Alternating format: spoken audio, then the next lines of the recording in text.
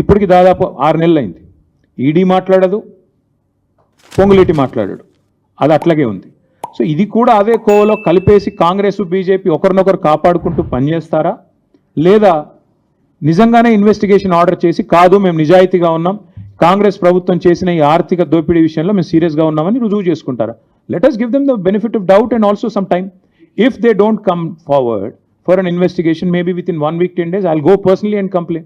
అప్పుడు కూడా స్పందించకపోతే అల్టిమేట్ డెమోక్రసీలో ప్రజాకోర్టే పెద్ద కోర్టు, ఆడికే పోతాం, ఆడినే చెప్తాం ఇద్దరు దొంగలు తోడు దొంగలు కుమ్మక్కైనారని చెప్తాం. ఏముంది అందులో?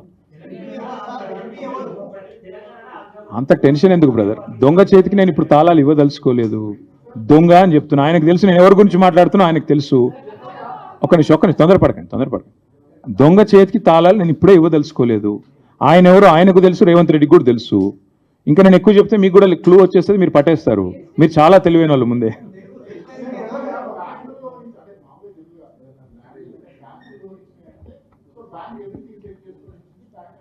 అదే రమణ, ఈ దేశం ఎట్లుందంటే, రమణ గారు ఒక్క నిమిషం, ఈ దేశం ఎట్లుందంటే రమణ ఒక్క నిమిషం రమణ ఒకవేళ లోన్ అడిగితేనేమో 100 డాక్యుమెంట్లు చెక్ చేస్తారు. అదే ఒక పెద్దవాడు ఆర్థిక సంపన్నుడు లేదా బాగా కనెక్టెడ్ ఉన్నవాడు అడిగితేనో నిమిషాల మీద నీకు అసలు ల్యాండ్ ఉందా లేదా కూడా చూడకుండా ఇస్తారు. ఇవాళ జరిగింది ఇక్కడ అదే. That is exactly my point. ఎందుకంటే ఐసిఐసిఐ లాంటి బ్యాంకు ఒక అతిపెద్ద బ్యాంకు, ఇండియాలో ప్రైవేట్ బ్యాంక్స్లో ఒక అతిపెద్ద బ్యాంకు. అలాంటి బ్యాంకు 400 ఎకరాలు నీకు ఇస్తున్నాను అంటే అసలు ఓనర్షిప్ అసెటైన్ చేసుకోకుండా, ఫీల్డ్లో అసలు నీకు ఉందా లేదా నీ చేతుల్లో భూమి అని చెప్పుకోకుండా వచ్చి ఇచ్చేస్తారా 10,000 కోట్లు? ఎందుకు జరిగింది ఇది? మధ్యలో ఉండే బ్రోకర్కి ఇచ్చిన 170 కోట్ల లంచం, రేవంత్ రెడ్డి ఆ బీజేపీ ఎంపీ కలిపి ఆడిన నాటకం, పైనుండే కొంతమంది అధికారుల సహకారంతో ఆర్బీఐతో ఉండే ఒక అంతర్గతమైన దాంతో చేశారు ఇదంతా. అందుకే నేను అంటున్నా సీరియస్ ఫ్రాడ్ అని ఎందుకంటున్నా, ఎస్ఎఫ్ఐఓ ఇన్వాల్వ్ కావాలని ఎందుకంటున్నా. 10,000 కోట్ల ధనం ఇవాళ ఐసిఐసిఐ ఇవ్వడము తప్పు, అది కూడా నాది కాని భూమిని నేను తనఖా పెట్టడమే తప్పు కదా. కాబట్టే ఇవాళ we are asking for an enquiry. చేస్తారా లేదా సస్తారా వాళ్ళ ఇష్టం. అది I think that is something we have to wait and see. Congress BJP రెండు కుమ్ముకైనాయని అనుకుంటాడట కేటీఆర్. ఇంతకంటే దారుణమైనటువంటి మాటలు ఏమనే తెలియదు. విషయం సుప్రీంకోర్టులో ఉంది, మే 15కు పోస్ట్ అయింది. సాధికారికత కమిటీ ఇంకొన్ని కాగితాలు కావాలని అడుగుతా ఉంది. మేము మా చిత్తశుద్ధి నిరూపించుకుంటున్నాం. సెంట్రల్ యూనివర్సిటీ భూముల విషయం లోపల మేము నిబద్ధతతో ఉన్నాం. కాంగ్రెస్ రేవంత్ సర్కార్ చేసినటువంటి తప్పుని డే 1 నుంచి మేమే నిలబడ్డాం. ఆ తప్పుడు చర్యల్ని, ఆ దుందుడుకు చర్యల్ని మేమే ఆపినాం, కాపాడినాం. సెంట్రల్ యూనివర్సిటీకి సంబంధించిన భూముల విషయం లోపల ఆఖరికి గౌరవ ప్రధానమంత్రి గారు కూడా అటవీ భూములను విధ్వంసం చేయొద్దని చాలా స్పష్టంగా మాట్లాడి. ఇదంతా నానానికి ఒకవైపు. ఇక రెండో వైపు చూస్తున్నా, పొద్దున్నేస్తే రఘునందన్ రావు మమ్మల్ని ఎందుకు తిడుతున్నాడు, రఘునందన్ రావు కాంగ్రెస్ని ఎందుకు రక్షిస్తున్నాడని కేటీఆర్ గారికి రోజు డౌట్ వస్తుంది. తెలంగాణ సమాజం ముందు నేను కొన్ని వివరాలు ఉంచదలుచుకున్నాను. 400 ఎకరాల కోసం మేమందరం ఇంత గొంతు చించుకొని అరుస్తా ఉన్నాం. మేము దుబ్బాక ఎమ్మెల్యే ఉన్నప్పుడు కూడా గట్టిగానే మాట్లాడినాం. ఏ రోజు కూడా ప్రభుత్వం చేసేటువంటి తప్పులకి మేము జంకలేదు. ఈ రోజు కూడా చెప్తా ఉన్నాం అన్న, ఈ రాష్ట్రంలో ఈ రాష్ట్ర ప్రజలందరూ కూడా ఆలోచించుకోవాలి. ఇలా కేటీఆర్ నొక్కుతున్న సన్నాయి నొక్కులు ఏంది? గాలి, నీరు, వాతావరణం రక్షించబడాలి, పర్యావరణం రక్షించబడాలి. 400 ఎకరాల కోసం మాట్లాడుతున్నాం, మీకంటే మేం గట్టిగా మాట్లాడుతున్నాం.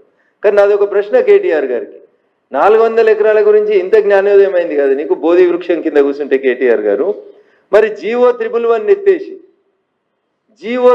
ఎత్తేసి లక్షలాది ఎకరాల భూముల్ని కాంక్రీట్ జంగల్గా మార్చేందుకు మీరు మీ ప్రభుత్వం 10 ఏళ్ళు ప్రయత్నం చేసి ఏడ పడితే ఆడ ఎట్లా పడితే అట్లా ఫామ్ హౌజులు కట్టుకోవడానికి అనుమతి ఇచ్చి ప్రకృతి విధ్వంసం జరిగిన మీ 10 సంవత్సరాల పాలనలో ఎందుకు గుర్తుకు రాలేదు మీకు?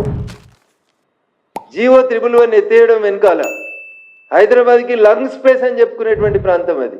లక్షల ఎకరాల భూములు, నీళ్లు, గాలి, ఆ గాలి ద్వారా మనం పీల్చుకున్నటువంటి ఆక్సిజన్, ఇట్లాంటివన్నీ మీరు 400 ఎకరాలే పెద్ద లంగ్ స్పేస్ హైదరాబాద్ కష్టమవుతుంది అన్నప్పుడు, మరి లక్షల ఎకరాల్లో విస్తరించబడినటువంటి ఫారెస్ట్ ఏరియాలలో లేదా గ్రామీణ వాతావరణాన్ని కలిగినటువంటి జీవో 111 ఏరియాలో చెట్లను కొట్టేసి కాంక్రీట్ జంగల్గా మార్చి ఫామ్ హౌజులు కట్టుకునేందుకు అనుమతి ఇచ్చారు కదా మీరు 10 ఏళ్లలో. దాన్ని ఏమనాలి కేటీఆర్ గారు? అప్పుడు ప్రకృతి విధ్వంసం జరగలేదా?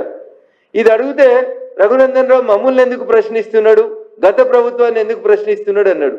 ఎందుకు ప్రశ్నించకూడదు? గత ప్రభుత్వం కాదు, ఈ ప్రభుత్వం చేస్తున్న పనిని కూడా మేము ప్రశ్నిస్తున్నాం. కంచె గచ్చిబౌలి భూముల గురించి మేమే 100% కొట్లాడినాం, మేమే ఆపినాం.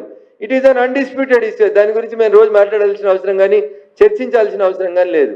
400 ఎకరాల భూముల గురించి ఇంత గట్టిగా కేటీఆర్ మాట్లాడుతున్నారు. మేము దాన్ని స్వాగతిస్తూనే 111 జీవో ఎత్తేసి లక్షల ఎకరాల భూముల్ని కాంక్రీట్ జంగల్గా మార్చి భాగ్యనగరానికి ఉన్నటువంటి లంగ్ స్పేస్ అయినటువంటి ప్రాంతాన్ని మీరు కాంక్రీట్ జంగల్గా మార్చాలనుకోలేదా? మీ హయాంలో అడ్డగోలి ఫామ్ హౌజులు మీ కుటుంబ సభ్యులందరూ నిర్మించుకోలేదా? జీవో 111 పరిధిలో కేటీఆర్ గారు మీకు ఫామ్ హౌస్ లేదా? గౌరవనీయులు సిద్దిపేట ఎమ్మెల్యే గారికి ఫామ్ హౌస్ లేదా? మీ శాసన మండలి సభ్యురాలు గారికి ఫామ్ హౌస్ లేదా? మీ ఎమ్మెల్యేలకి మీ మంత్రులకి ఫామ్ హౌస్ లేవా టీఆర్ఎస్ వాళ్ళకి? మరి జీవో 111ని విధ్వంసం చేసి మొత్తం భాగ్యనగరానికే లంగ్ స్పేస్గా ఉన్నటువంటి జీవో 111ని రద్దు చేసి దాన్ని మొత్తం కాంక్రీట్ జంగల్గా మార్చిన రోజు మాత్రం ప్రకృతి డిస్టర్బ్ కాలేదు. కేవలం 400 ఎకరాలని డిస్టర్బ్ చేసిన రోజు మాత్రమే ప్రకృతి డిస్టర్బ్ అవుతుందా కేటీఆర్ గారు? నేను మళ్ళీ చెప్తా ఉన్నా, కాంగ్రెస్ బీఆర్ఎస్ ఈ రెండు కూడా చాలాసార్లు చెప్పినా ఇప్పుడు కూడా చెప్తున్నా, వీణా వాణిల్లాగా వీళ్ళిద్దరి మధ్యలో విడదీయరాని బంధం ఉంది. వాళ్ళిద్దరూ నానానికి ఒకరు బొమ్మ అయితే ఇంకొకరు బొరుసు.